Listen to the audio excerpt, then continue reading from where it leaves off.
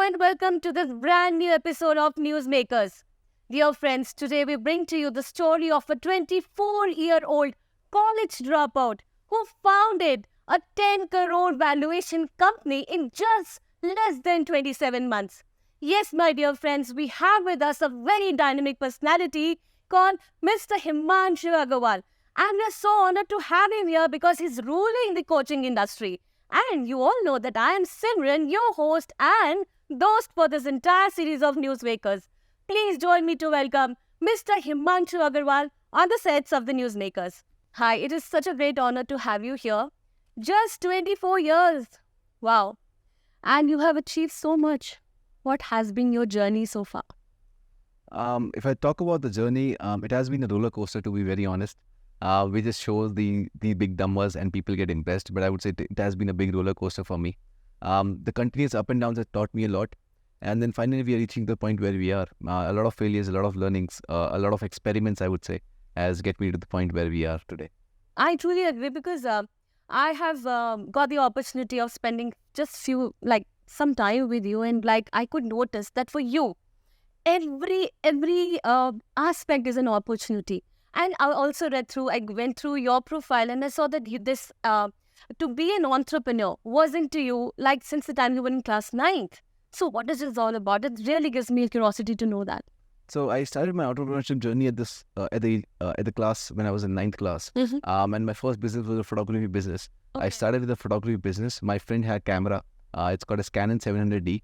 I come from a prestigious school because my father took a loan for my education. Okay. So he had the camera, I had the skills. I used to go to other students, ask them to change their Facebook profile picture and all of that. I used to charge a bit of money for that, like 300 rupees per picture.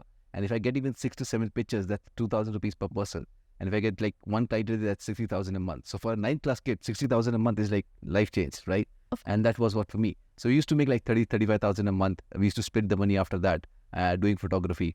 Then we moved to the 10th class, a new business, 11th class, another business, 12th class, another business, multiple failures. Every business taught me something, made me a little bit of money to survive, but did not make me very wealthy. But these learnings accumulated, compounded over time. And now I founded ICE. It has been 3 years that I founded ICE, Internet Coaching Empire. And right now we are doing pretty good in that. Wow. So what I see is as this entrepreneurship was there in you since the time you were born. And like I told you, I noticed you finding opportunities in every single thing. And that's the great thing about you. And I would like to know, Himanshu ji, that you have come to this point in your life. You're very successful, right? But nobody has success or probably tastes success without failures. What was your failure thing? I would say that has not been 1 or 2 failures. That has been a series of thousands of failures every single day. If you talk me about today, I would have failed 7 times today itself, in multiple things, right? Just to give you an example, today I tested a poll on my email list and I failed in that. The experiment did not work, right? It's just one thing that I'm telling you, but it's thousands of failures every single month that counted over years, which now makes you an experienced person. Because I think insight is the truest seed of truth. And if someone has an insight, that means he has experimented thousands of things, then came to the conclusion that this thing works. And what I'm trying to do is, since the coaching industry is just booming out, and it's just starting, I'm trying to just figure out what are the insights in this industry that can help us become the biggest at tech. Yeah, this was my absolute next question. This booming industry of coaching. And I think that boomed majorly towards COVID. When it was COVID, people were emerging. A lot of coaches that we saw. And I would like to know your journey as a coach because you are absolutely ruling the industry now. I would really want to know what it is all about. So a lot of, not me, only me, a lot of people started at the time of COVID. The reason I started at COVID is because I got time, right? And the reason I got time for my job is because COVID happened and now I have 8 hours, 6 hours left and I can build my company of my dreams that I wanted, the consulting business. And I started to build over that, right? But with me, thousands of people also did the same thing, which I call as COVID coaches, who came only that time. But they just came for not with the vision of 10 years or 15 years. They came with a vision of 3 months, 6 months. And that's why after some time, they just went off. And if you see today's market, those thousands have come to hundreds or tens. And the reason for that is because COVID gave the boom, but also COVID took the boom. Correct. And now they can't scale it anymore. But the plan I had from the starting was a 5-year, 10-year, 15-year business. And when you think long-term, short periods do not matter for you. Short losses, short failures do not matter for you because you're aiming for a bigger game. Yeah, so this is a very, very good thing that you said that short failures do not matter. If you have a big game, my dear audience, you have to see if you have a big, big aim in life, short failures do not matter. I see Himanshu ji has absolutely went on to do a lot of businesses because sometime back you really told me a one point thing that, you should not be scared of failures and you should go on, move on. So viewers, whoever is watching this video right now, you know what you have to do in life. Please do not be scared of the failures because success comes after you taste failures. So wonderful. I would want to go to the next question, and that is, how do you motivate yourself? Because I'm sure these struggles and these taxing times must be also taxing you. So how do you motivate yourself? Earlier, the motivation, the first time the motivation is, to start something, to get something of your own. Then the motivation becomes to scale and to get the money.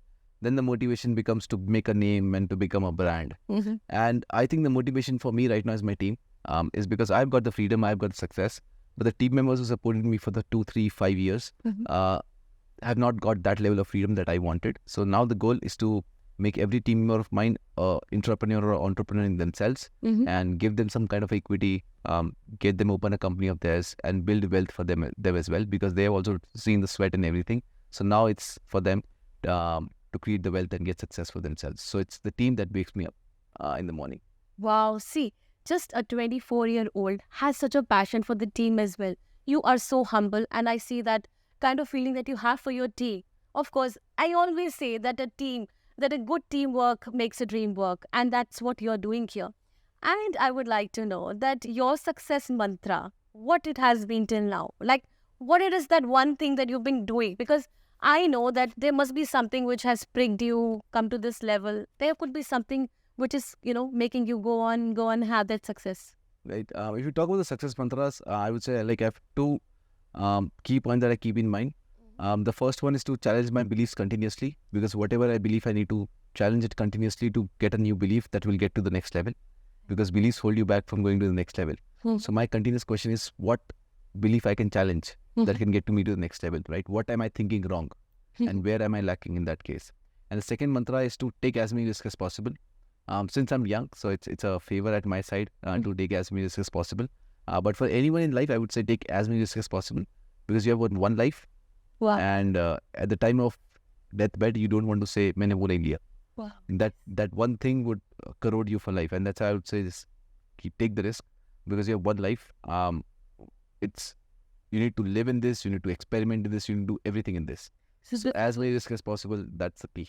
So this is your success mantra, that you have one life and live it to the hilt. Yeah. So I would want to know that this is the time of digitalization. Everything is, digital world is up and about.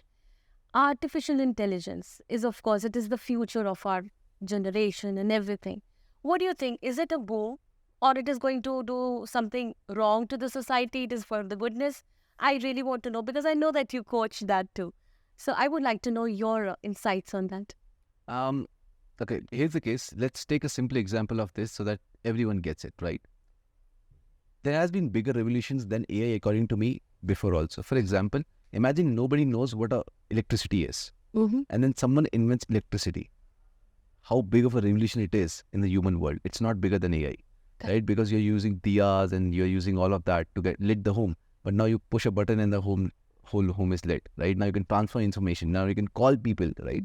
That's a bigger thing for people than just seeing AI tools solving some problems or replacing some human jobs or something like that, right? Second that came is with computers. Imagine nobody has a computer, but then a computer is invented and now everyone can use a computer, right? That also changes everything. So what I believe with AI is it's similar as computers, right? If you say, hey, AI will not replace my job, I would say yes, it would. And the reason for that is because imagine you are with a computer, I'm without a computer. Will you excel in your job? Obviously, you'll be much faster than me in everything. Correct. That's why you'll rule over me and my job would be gone and you would be promoted. Simple. Now imagine we both have computers. Who will win? Who knows the best to use it? Correct. As simple as that, Yes. right? So I would say AI is similar like that. If you know AI, if I don't, I would be replaced. If we both know AI and you know it better, I would still be replaced, right? So it's just about the technology. Who can leverage it better? That's it. Okay, wow. Such a simplified way of telling that how technology is important, and AI is maybe going to replace your job, but of course it is the need of the hour. So all of you, like this chat GPT thing, it has become so useful. Like it's like everything is on chat GPT. You just click it and you have the answers. It has made our life comfortable. But somehow I really feel that it may make us a little, lethargic, because then we would not just want to just brainstorm. We would just go click and we have the answer. What is it all about? How can we just do we see it as okay, fine, I won't do my brainstorming. It's okay, fine. Let me just go to ChatGPT. What do you say about it? Like, should we use it often? Yeah, we should use it often, and we use in our company often. But the thing is, there are two spectrums, right? The first thing is the idea, and the second part is creativity. In between, the manual work is there. So right now, what happens? I got an idea. Oh, I can build Zomato. Now I hire 7 developers, and I build an app, and then creativity on how to monetize it, right? The end part cannot be done by ChatGPT. It cannot ideate for you something new that you need to do. And the last part is creativity. How do you put your brain, your understanding of humans to make it better? The middle part can be done. So now I can simply get an idea of Zomato and go to ChatGPT, develop an app, get some code done, put the code together, get the Zomato app ready, and then the creativity part of how to monetize it, how to scale it comes, right? Which ChatGPT cannot do, right? So these two things you need to do yourself, and the manual part, which is the boring part also, can be done by other tools. Wow. So now we know that ChatGPT can, yes, make our life easier, but then humans are needed because we are the ones who created it and we're the ones who's going to take it further. So wonderfully told. Himanshu ji, I am really impressed with the way you have been taking life and, earning so well in this industry. You are just 10 crore and I don't know what all you're going to be doing. I want to know what is your 5 years plans from now? We have simply divided into a vision, mission, and a goal. If you talk about our vision is to make India a $5 trillion economy. If you ask about my personal vision is not so kind of a thing. I'm just a more patriotic person. Oh, wow. And I would just like to contribute to the $5 trillion economy in any ways possible. Wonderful. If you talk about the mission we have, the mission right now is to help business owners in any way, shape or form. That's what we are working towards, and how we can help business owners in any way, shape or form, whether it's creating a new business owner, helping the current one, scaling the one who has already done it. Right? And if you talk about the goal, we are currently doing 2.5 crores a month in revenue with just ICE, and our goal is to reach 10 CR as soon as possible. And the projection I've kept is 8 months. Wow, 8 months, huh? Yes. Just imagine, wow, what a plan that you have. And whoever is watching, I'm sure it'll be very inspiring for you. Now you know where you have to go and your coaching. Who's the right person to get the coaching from? And that's Mr. Himanshu Agrawal, who is coaching about like lakhs of people. You've already We have around 4 lakh customers. Wow. And if you talk about total people impacted, that would be above 20 lakhs. Superb. That's such a great achievement. And I'm sure there's going to be much more in store for you, because I really bless you from my heart. And I'm sure the audience who are watching, you are looking forward for more such things from your side. I would want to know who else is Himanshu? Is he only the coach or the entrepreneur? And there is another side to you. Are you a lover boy as well? I am the lover boy. I am the responsible kid. I am the party freak. I'm everyone because I understand the philosophy of one life, and I want to enjoy every aspect of mine, right? And that's why I'd say it's a dynamic personality. What people see on camera is just one part. When people come as friends, that's a separate part. When I'm on a webinar, that's a separate part. When I'm on delivery call, that's a separate part. When I'm with my parents, there's a separate part, right? So I have multiple personalities, to be said. Because when I do everything with my heart, that's what my philosophy is. So if I'm taking care of my parents, I'll do that with heart. If I'm talking to my team, I'll do that with heart. And if I'm talking to the camera or talking to you, I'll do that with heart. When I do that with heart, a new version, evolved version comes out every single time. Absolutely great. So all you have to do is work from your heart. You know the answer, everyone. All you have to do as a teenager or as a youngster or as a man who's 24 years only, you have to speak your heart, do your heart. And because it's just one life, live your life to the hilt. And thank you so much for being here, because before I leave, I would want you to give that one advice to those people who are eagerly wanting to know that what can we do to be like you. As I said, I've already given the advices. I'll say same thing 2 more times. The first is you need to challenge your beliefs continuously. Second, take as many risks as possible, because every risk is worth it. Maybe in the short term, maybe in the long term, but it's worth it. Superb. So Himanshu ji, I would also want to know about your second company. So I have another company with this. It's called as Backing Closers. It's a sales agency. Okay. What we try to do over there is we try to help people with the calling services.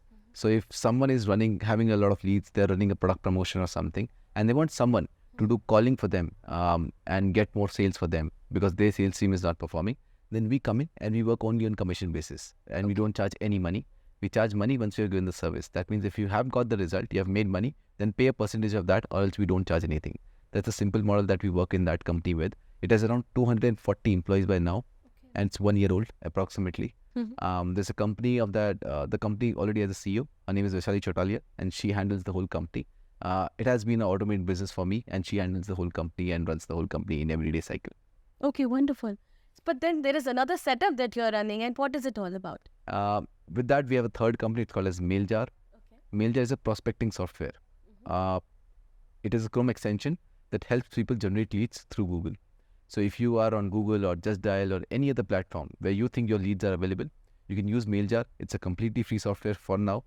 It has already got around 4,000 users by now. It has been 5 months old, if I'm not wrong.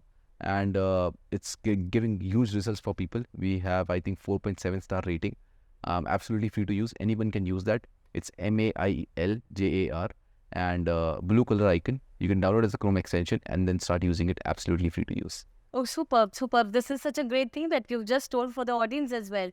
But I would like to know that here you're doing so much, you're coaching, you're into this, you're into so many things. There could be one thing which could be a biggest failure for you. I mean, something which is like you bigger failure. Maybe you've started something and it failed miserably. What would it be? When we were starting our journey and we were trying to do organic sales, we were trying to capture a little bit of market. At that time, we started spending a lot of money by trusting people, and we started shelling out a lot of money for ads. And what happened was everyone didn't got the result that they were promised, and we got into a big trouble. Whatever we have saved in a bank account went to zero. We need to sell our chairs, our tables, everything to get the little bit of money back to start again. We sold everything off, got some money back, refrigerator, whiteboards, everything we sold. And we got some money back to start back again. And that time, I went for a 3-month depression kind of a thing. Okay. Because I was not able to comprehend what happened just because I was going at very fast speed. And then a sudden dip, like zero. Okay. And I was not able to comprehend because I was a young entrepreneur. And when was this? This was when ICE was 1 year old. Okay. Right. It's like quite recent. Yes, 2 years back. So I was a young entrepreneur, didn't understand much about the industry and all. So it was a 3-month continuous dip. After that, I started doing another job, picked up some money, and then started ICE again after 6 months of break. And today we are here. Wow. So can you imagine the person who's now worth crores has also been into depression? So friends, this is what life is. We also go through bad times. We also have struggles in life. But how we evolve ourselves this is what matters. And this is what you did. You evolved yourself. You also saw that how can I find opportunity? Because I now know that your mantra is live life to the hilt because it's just one life. This is so beautiful. I would also want to know that, now fine, failure came to you, you failed. But then what was that success moment, something which put you to rise? What was that moment? When this all happened, I was working inside a company, right? And I was working in a company after having my own business and making a lot of money with that and then getting failed and then doing a job is something that you would not like to do. But still I was having a job because there's no other source of income. So I'm having a 25,000 rupees per month job. And when I'm doing that job, I saw that in 3 months I got 3 promotions. Wow. I joined as a CSN, then I got to become a business developer, and 3rd month they made me a brand manager. It was a continuous promotion series. And when that happened, I simply asked myself a question. That why this company is promoting me is because I'm giving them business. And when I asked the founder, he told me that last year we have done 1 CR. My question was, you have done last year 1 CR, which is a hell lot of amount for me that time. And this year you're going to do much more than that. And I'm helping in that. For that I get 25,000 paid. Well, you make crores. If I can grow your business, then why can't mine?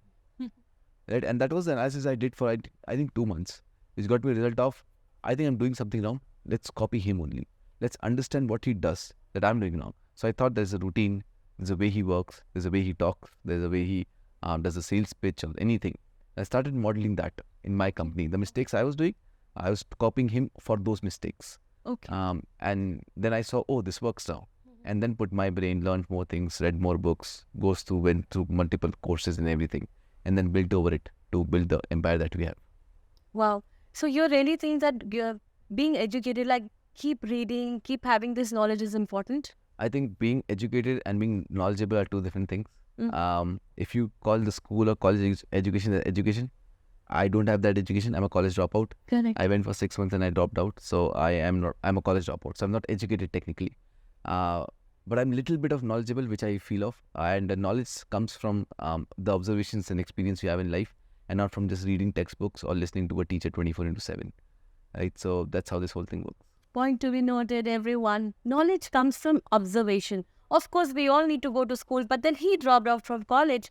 Still, he made a lot of money because he is quite observant. He finds opportunity in every single moment. And that's the key to success. This is where I've been noticing you since the time I've met you, that you find opportunity in every single conversations that we have.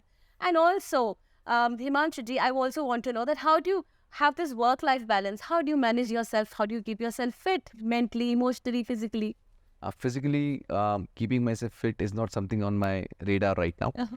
And that simple reason is because I feel fit. I don't feel lethargic or something like that. If I would feel, I would definitely work upon that.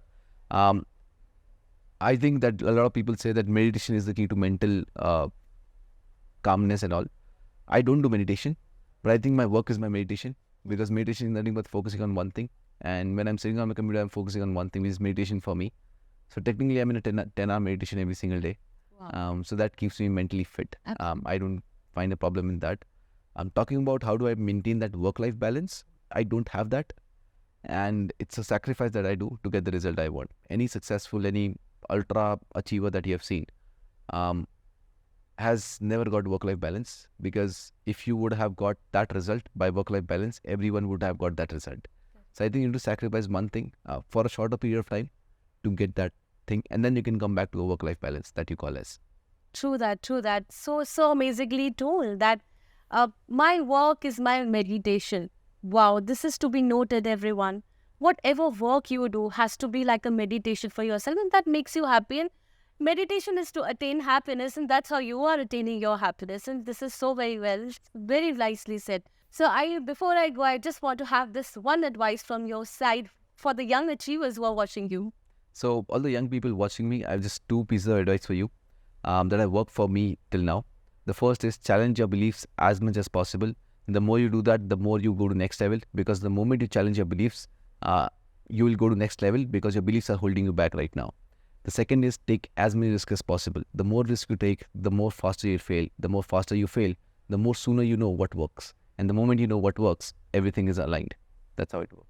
Wonderful. I'm sure you've had a note of this, that how and what is the way of achieving success, like Himanshu ji is finding his way to success. Thank you so very much for being here on this platform of Newsmakers. And like I always tell you, that we bring you people who are an inspiration for all of us, for the society, doing so well. And thank you once again for being with us. And thank you, audience, for being so wonderful. You always give us so much of love. And if you think that you have a story to tell and you wish to be on the couch, what are you waiting for? Our numbers are reflecting here. We have our email address. Keep sending your love. Keep sending your queries and be here. Till then, your host Simran signing off with a promise. I'll be back soon. Catch ya.